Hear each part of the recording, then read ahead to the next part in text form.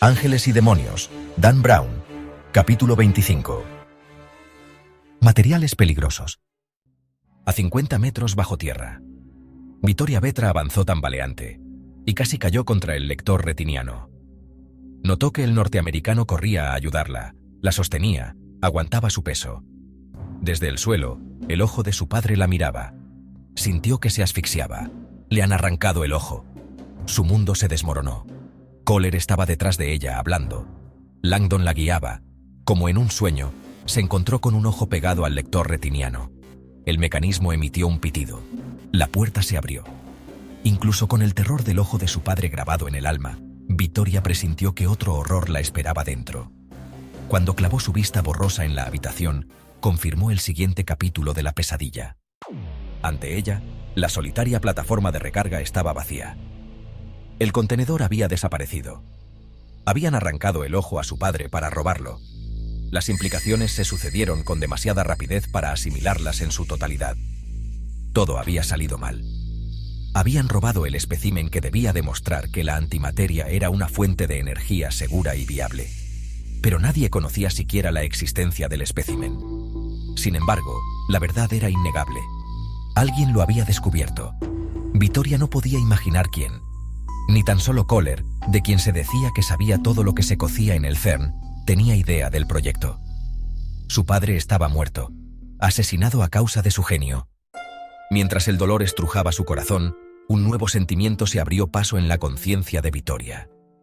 Era mucho peor, abrumador, mortificante. Era la culpa, culpa incontrolable, implacable.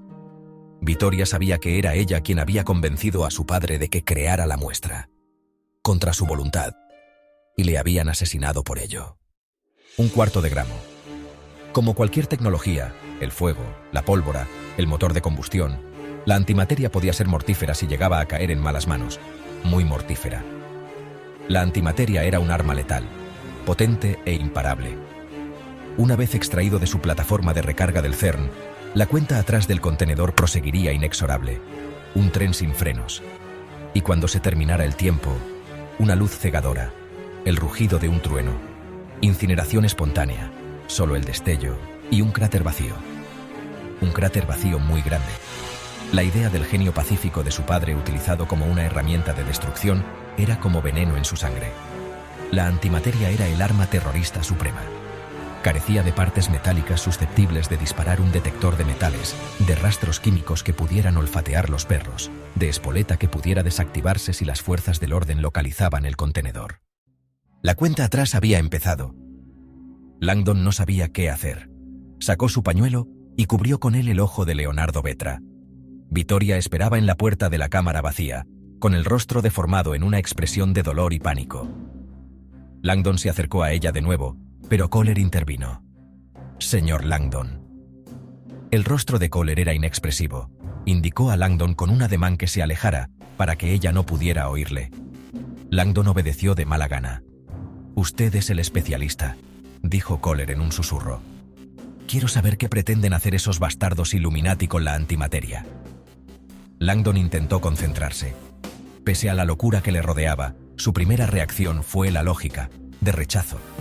Kohler seguía barajando presunciones imposibles. «Los Illuminati ya no existen, señor Kohler. No me cabe la menor duda.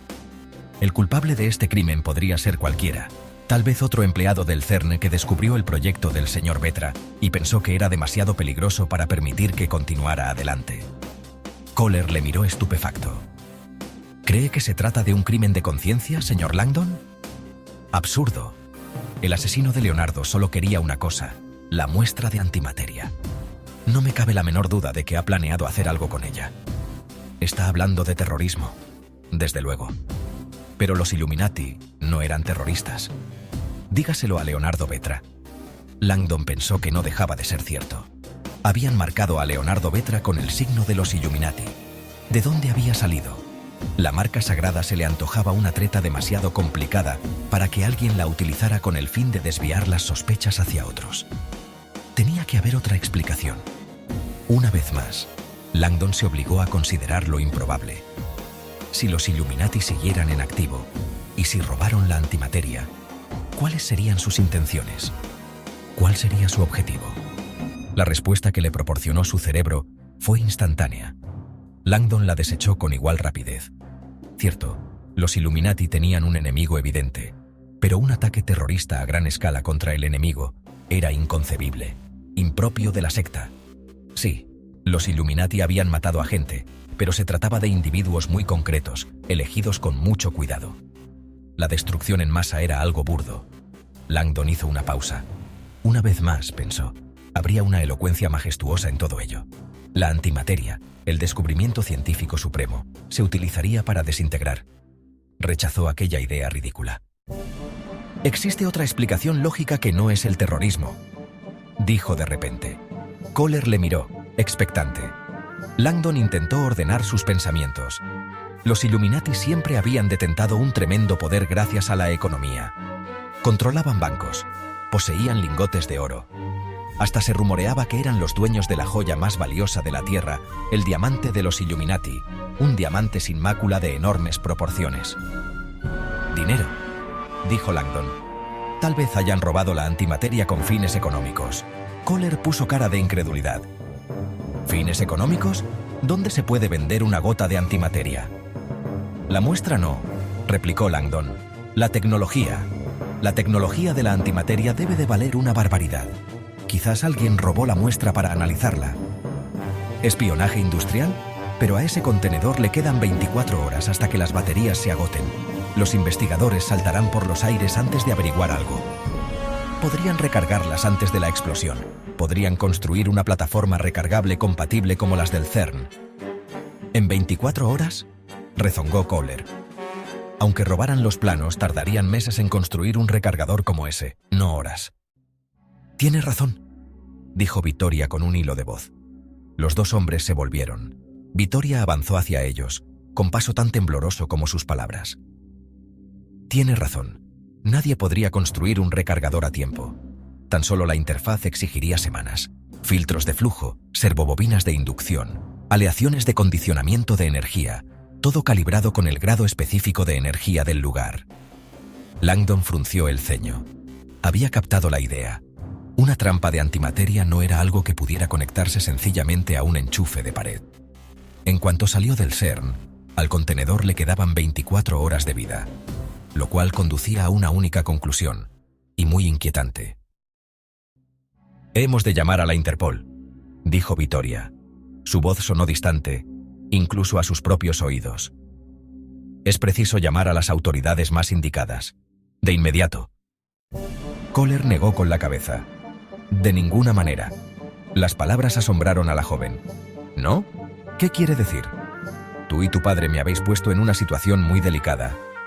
Necesitamos ayuda, director. Necesitamos encontrar esa trampa y recuperarla antes de que alguien salga perjudicado. Tenemos una responsabilidad». «Y tenemos la responsabilidad de pensar», dijo Kohler en tono más enérgico. «Esta situación podría tener repercusiones muy graves para el CERN. ¿Está preocupado por la reputación del CERN? ¿Sabe el efecto que podría causar ese contenedor en una zona urbana? Posee un radio de alcance de 1 kilómetro, 9 manzanas. Tal vez tu padre y tú tendríais que haber pensado en eso antes de crear la muestra». Fue como una bofetada para Vittoria. «Pero tomamos toda clase de precauciones». Por lo visto no fueron suficientes. Pero nadie sabía nada de la antimateria. Se dio cuenta de que era una argumentación absurda. Era evidente que alguien lo sabía. Alguien lo había descubierto. Vittoria no se lo había dicho a nadie. Eso solo dejaba dos explicaciones. O bien su padre se había confiado a alguien sin decirle nada a ella, lo cual era ilógico porque era su padre quien la había obligado a jurar que guardaría el secreto. O alguien los había espiado. Pinchando el teléfono móvil, tal vez. Sabía que habían hablado varias veces mientras ella estaba de viaje. ¿Se habían ido de la lengua? Cabía en lo posible. También estaban los correos electrónicos. Pero habían sido discretos, ¿verdad? ¿El sistema de seguridad del CERN? Los habían espiado sin que se dieran cuenta. Sabía que nada de eso importaba ya. Mi padre ha muerto. El pensamiento la espoleó a entrar en acción. Sacó el móvil del bolsillo de los shorts. Kohler aceleró hacia ella, tosiendo con violencia, mientras sus ojos despedían chispas. ¿A quién llamas? A la centralita del CERN. podrán conectarnos con la Interpol. «Piensa», tosió Kohler, al tiempo que frenaba ante ella. «¿Cómo puedes ser tan ingenua? En estos momentos, ese contenedor podría estar en cualquier lugar del mundo.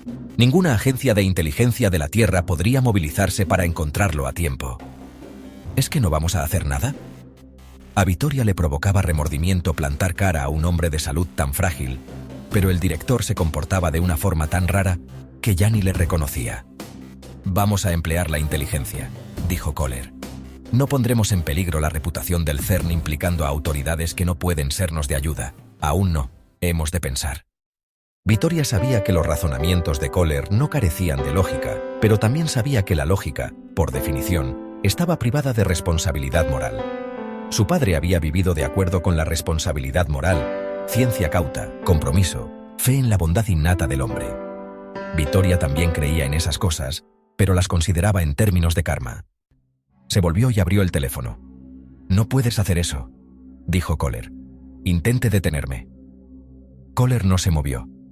Un instante después, Vittoria comprendió por qué. A la distancia que se hallaban de la superficie, el teléfono no tenía cobertura. Furiosa, se dirigió hacia el montacargas.